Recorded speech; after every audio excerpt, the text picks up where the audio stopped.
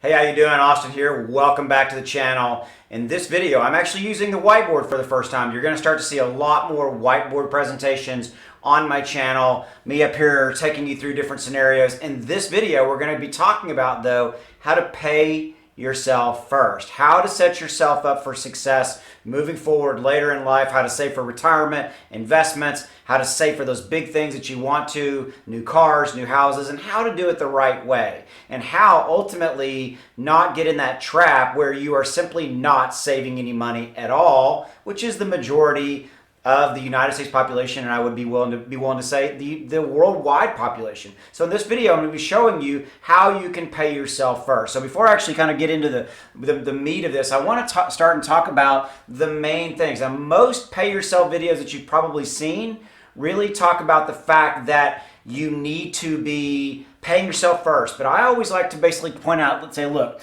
there are absolutely expenses that you have that have to get paid first, okay? But I always say this, see how this is written in red, cut. So let's look at your rent and your mortgage. You have to pay to live somewhere. So I would say, look at your current living situation. If you are trying to reach certain investment goals or savings goals, then look at your current rental or mortgage situation. Are you spending too much? If you are, you might look at cutting that. Literally go live in a cheaper place. I'm not saying a place that's not safe, but I'm saying that look at this and look real hard at this, because the truth of the matter is that you have to have a roof over your head, right? You have to. And so in that scenario, when you're still talking about pay yourself first, you still have to have a place to live, right? So you need to look at that. Can I cut this? Electricity. Look at your electricity. Can you do anything to reduce your electricity? I live in Texas. In Texas, our electricity is deregulated. It means that I can shop that rate. Maybe I can get a better rate by going to a different company. If you can't shop that rate, look at how you can reduce your electrical expenses. Anything you can do to cut that bill, okay? Because again, you've got to have electricity to live. Car, depending upon where you live in the United States, you most likely have to have a car. If you don't, cool, you can use public transportation if you live in a major city like that. But again, is there anything you can do right now to reduce your expenses with a car? Maybe yes or no. Phone, you've got to have, in these days, a cell phone to basically survive. It's a necessity. It's something you can't live without. Look at your payment plan. Look at the plan, who you're with. Are you on AT&T? Can you get a better deal by going to T-Mobile, Verizon, things like that? Can you reduce these expenses? Because frankly, these are necessities and you have to have these. And yes, I know we're talking about pay yourself first, but you also have to be able to have a roof over your head, have electricity to stay warm and cool, cook your food, car to get from A to B, phone to live. There may be a few others, right? But these are your necessities. These are what you have to have. And I say, again, where can you cut? With all that said, let's get into the meat of this. How do you pay yourself first? You pay yourself first by, if most likely you are a W-2 employee, you get paid approximately every 2 weeks or maybe every month, okay? I would also add, before I get into that, go look at a side hustle. If you have goals, investment goals, things like that, look at doing something in your spare time. Any type of side hustles, there's a lot of those are out there. So look and think about something like that to bring in extra money for you to achieve your goals. Okay, so everything pretty much starts with a checking account, right? Okay, so in this scenario, in your checking account, you have a W-2 payroll check that either A, is automatically deposited, or B, you deposit that check every 2 weeks, every month, okay? What you need to do is then from that, you need to immediately look at and have some savings accounts for some different types of accounts, okay? The first one of those would be for a retirement account. Okay, so look at set up a savings account inside of your banking account for your retirement, and I'm going to come back and talk about these real quickly. Your retirement, your savings account, potentially, I've got a few notes here to make sure I get everything I want to tell you guys, an investment account, okay? Now these, to me, are the three pillars of setting yourself up for success going forward later in life so that you have money. Now the one that I haven't even talked about, but let's go ahead and talk about it, is an emergency fund. That wasn't even on my notes and I just thought of that, but we want this one to be here. So emergency fund, that's a biggie. Okay, So in this scenario, you need to look at and go, hey, when do I want to retire? And with the money that I have coming in every 2 weeks in my W-2, right, my payroll, from that, after I pay all my have to live expenses from my W-2 check, how much do I want to have? When do I want to retire, and how much do I need for retirement? And you're very quickly going to see that number is going to maybe be a tough one to get to. In the scenario of hey, I want X amount of dollars in the bank or in investment accounts, things like that, by, say, the age of 65, depending upon how old you are, right? So in that scenario, you might be looking at, okay, maybe it's 10% of my overall take-home needs to go into retirement. By the way, 10% will equal a dollar amount. And let's just say that's $200 per check. I'm completely making these numbers up, but I'm just giving you some rough estimates. Let's say that, so every 2 weeks, I'm putting $200 in some type of a retirement account. Now, this could be a 401k. It could be maybe a separate account for mutual funds, things like that. But you need to come up with what is your number, your percentage number that equals a dollar amount associated with whatever objective you want. Again, this is a pay yourself first scenario, so you need to pay all of these different buckets, if you will, before you go out to dinner, before you start to, buy that cool new pair of shoes that you want, whatever it may be, because this is your main 4 pillars of your future success, okay? So savings is exactly the same thing. How much savings outside of retirement do you want to have? And savings could be a part of your retirement, things depend on how you look at it. So let's just say, again, let's say that that's another 10%. I'm just kind of, again, that's going to equal a dollar amount, and let's say, again, that's, say, $200.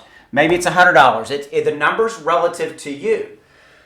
Investments, let's say that I want to maybe be a bit more aggressive here. 15% of my W-2, I want to put into investments. That's going to equal a dollar amount that you're going to come up with that's appropriate for you. And let's say that that is $250 every 2 weeks, right? So you're putting $500 a month in investments. Now these are, again, here's what these are. These are savings accounts that are inside of your online banking account with Bank of America, Wells Fargo, whoever you use. These are savings accounts, or these are accounts, these are online accounts, okay? Then lastly, what is your emergency fund? You need to get to, and now I've got videos on the channel here talking about emergency fund. For me, I think your emergency fund needs to be more than 3 months worth of living expenses. I think it needs to be more closer to like 6 to 8, maybe even 10 plus months. So let's say that that is, well, number one, if you've already achieved this, okay, but let's say that that's another 15%, just making up a number, right? That equals a dollar amount, and let's say, again, just for easy math, that equals $250 until you achieve your goal. So whatever your living expenses are, these numbers up here, you need to have an emergency fund of approximately, best case 6 months, worst case 3, best case six plus months is what I meant to say, okay? So again, these numbers are going to be relative to you, okay? And these are how you're going to get it. So let's go back. You've got an online banking account, say with Bank of America. Okay, so with Bank of America, you set up a savings account for retirement, a savings account for savings, a savings account for investments, and a savings account for emergency fund. This one, depending on how you want to do it, every month what you're going to do, so let's say your investment, you're going to move the money out of this account, keep track of it, how much you're investing, and move it into an online investment account like TD Ameritrade, Webull, Robinhood, whatever you want to use, and then allocate that to investments. Or you could allocate it towards putting money into mutual fund, whatever it may be. Retirement account could be something similar where you've got maybe this TD Ameritrade, and let's say you've got some different portfolios in there. You've got an investment portfolio and you've got a retirement portfolio, but you're moving the money out of these every single month because you paid yourself first, and then moving it into that investment account, things like that. Emergency fund will tend to stay as a liquid. Maybe put it into a high yield savings account, might get you 2%, something like that. But leave this as cash. I know some people won't like that, but leave this as cash so that you can get access to it, okay? So this is going to basically stay in your banking account. Savings is up to you. Whether or not you need to be able to get access to it immediately or not, that's up to you. But these are your kind of 4 main pillars of really paying yourself first and setting yourself up for future long-term success. God forbid something bad happens to you, you lose your job, something like COVID-19 happens. If you've got these monies allocated instead of blowing money every single month on just extraneous things, then you're going to be set up for future success. It's really what it's going to come down to, okay? That's really the heart of pay yourself first, is you're paying yourself first so that you are protected in case something bad happens. And by the way, something bad will happen. It happens to all of us. God forbid I want that to happen, but we all know that that's reality, okay? Now, underneath here is some other accounts that you might think about. Let's say there's some other things. Let's say that you like to travel, okay? So travel could be another bucket that you want to do. So let's say that you and your significant other love to travel. So in that scenario, maybe that's 5% of your take home, and let's say 5% equals $100. So every 2 weeks, you're putting $100 into a travel savings account, okay? Let's say that you want to get a new car, okay? Again, so a new car could be, again, this is all relative to the discount, to the percentages that are appropriate to you, that what you can afford, right? But let's say you want to have a car savings account. This is what we do. We pay cash for cars, okay? So we just put money into a car savings account every single month, and then ultimately we pay cash, okay? So let's say that this is, again, let's do this. Maybe this one's 7%. Maybe you're putting $125 every 2 weeks into this account, okay?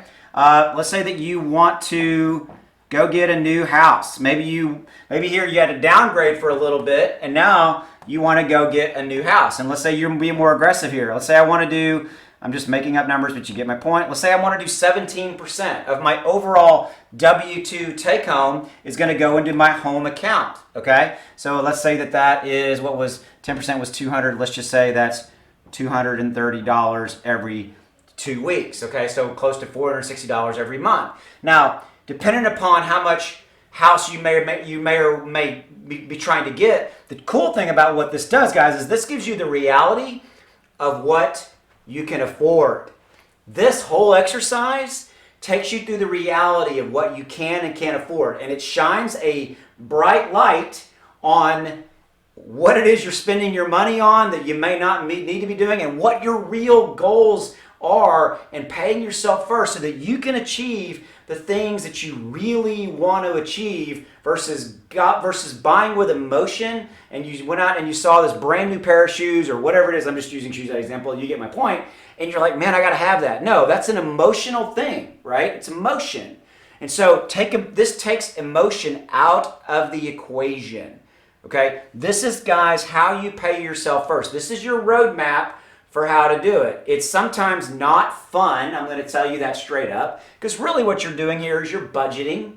I know that's a bad word, you're budgeting, but you're budgeting in the capacity to set yourself up for your future, which is, I'm going to write this in red. I got to get my red pen. Here we go. My last 4 or 5 points, okay? So now, again, this is how you do it. It's you sit down first. You look at what do you currently have expense-wise. Can you cut anything? Can you do anything? These are the things that you have to have to live, okay? So really, in essence, you are allocating before you start. You look at how much money you got coming in every month, and you go, well, I got to pay my rent, I got to pay my car, I got to pay my phone, things like that. But maybe your car fund is to pay that car off, right? Sooner rather than later. That's kind of what we're talking about. Then, once you've paid these and you've cut everything you've cut everything to the bone, your etc. is not going out to dinner. These are not emotional extraneous things. These are the things you have to live. Then you go and look at the 4 main pillars: retirement, savings, investments, and emergency, and set your future up for success. Then you look at the things that are really, really important to you. Hey, I like to travel. I want a brand new car or a newer car. I want to renovate my home. I want a better home, whatever it is. And by going through this process, you're going to quickly understand and realize how much home you can afford. Because it's real simple. 20%, you want to buy a $200,000 house, that's $40,000 that you're going to need in cash for a 20% down scenario. How long is it going to take you to get to $40,000 if you're only saving $460? That's a little bit less than 10 years. Another thing I'll point out, let's say that it takes you 5 to 10 years to get to these particular savings account. What you can do with the money that you're putting in here is you could put it into your online investment account and maybe put it into some very safe investments like index funds, things like that, that produce 10% year over year. And now you're helped to kind of put you're kind of helping to speed this along, right? By taking some of these longer term scenarios that you might be saving for, car, home, things like that. Okay, now back to my 4 main last point. Doing all this, number 1, helps you to prepare for your future. Okay? It helps you to get ready and to be prepared for something, God forbid, that might happen in the future, bad, or help you prepare for your future, your retirement, having a better retirement, things like that, okay? Making sure that I'm checking my notes. I have my notes over there. That's why you see me looking, okay? This whole thing shows you what you can afford or not. That's a big, big, big deal. When my wife and I went through this exercise years and years and years ago, we quickly realized that there were things on our list that at that time we couldn't really afford, okay? Which was totally cool. And so we made adjustments to achieve the goals that we wanted to do. So again, going through this process helps you go through, again, preparing for the future, seeing what you can afford. Thirdly, this is a big one, big. This whole thing shows you how to live inside of your means, or rather, live inside of what you have bringing in. Your expenses are less than your income, which I'm going to tell you right now is the key to most millionaire success, is that their expenses are less than their income. Period. End of story. Okay? So this is going to show you how to live within your means. Okay? And this whole process sets you up for future success. Guys, this is how you pay yourself first. This is the roadmap. You start here, look everything that you've got expense-wise, cut anything you can to the bone, move to a cheaper apartment, sell that expensive car if you can. Don't, unless you're upside down and things like that. Can you reduce electricity? Can you get a better phone bill? Is there anything else here that you can cut? Then you look at your 4 pillars and start to allocate percentages. By the way, these are not bad numbers. 10%, 10%, 15%, 15%. Depends of your take home. You're paying these first before you start to go out to dinner, buy something really cool for yourself, things like that, okay? Before you start to do emotional buys, you pay. This is the essence of paying yourself first right here. And then after these 4 pillars, you look at what are things that you want to do that are very, very important to you that are big ticket items. You love to travel. Start saving for that. Pay yourself first, right? You want a new car, home, etc. These are the next things. Ultimately, this whole thing sets you up. I hope you've enjoyed the video. I really enjoyed making it for you. This was my first whiteboard video. Hopefully I did a good job and you enjoyed it and you got value out of the presentation. If you did, please drop a like on the video. I would greatly appreciate it. And until the next video, I'll see you. Take care. God bless.